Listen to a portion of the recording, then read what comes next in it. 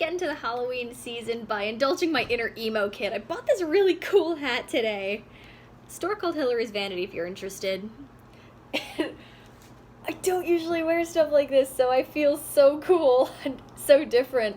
In fact, putting on my computer glasses, I feel like a emo hipster. God. So useful when staring at screens all the time. I think I'm going to talk about Carrie tonight, which was the first horror movie I ever watched. Now, I didn't like horror movies for the longest time because I didn't like sad endings, and I saw horror as mostly shock humor and gore. I didn't like either of those things. But I'm really glad I'm getting more into the genre because I do like psychological thrillers, which is similar to horror. I'd say there's overlap there. But with Carrie, it's a Stephen King story, and I know the 1976 movie. Haven't read the book. Here it's fascinating. Of course I like Stephen King's prose. But I like... Well, one, it's a revenge story, so it is a... And I do like those. Now, I think Carrie handles it differently than other revenge stories do. What I find interesting about this one is that it is...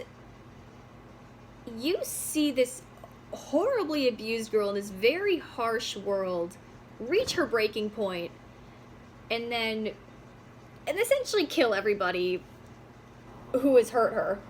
It's very disproportionate, but you see how she gets to that point, which I think is interesting, compared to other revenge stories. Usually one person does something, another person does something else.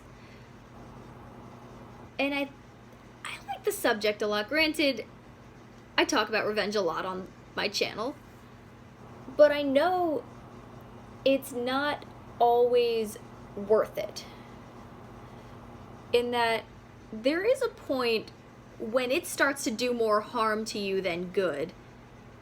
And I think Carrie and another movie story play, Sweeney Todd, showed the darker side of that.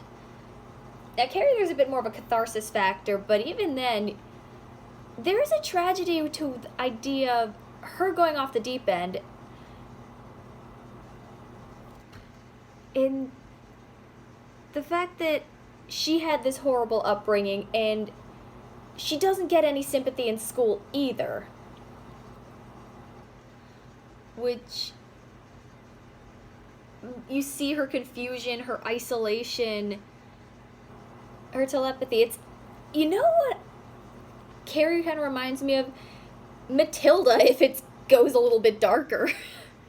Think of a telekinetic, abusive home, really tough school environment. There's a similarity there.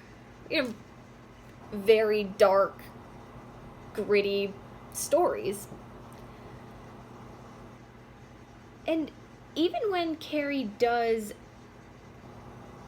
get her retribution, it's not... Well, there is a satisfying moment for the audience, but you see how she's lost to this, and you see... Depending on the version, you see her lose her humanity. So how far are you willing to go is a very interesting subject to look at in these stories. I think, Carrie shows that in a very unique, gritty, realistic way.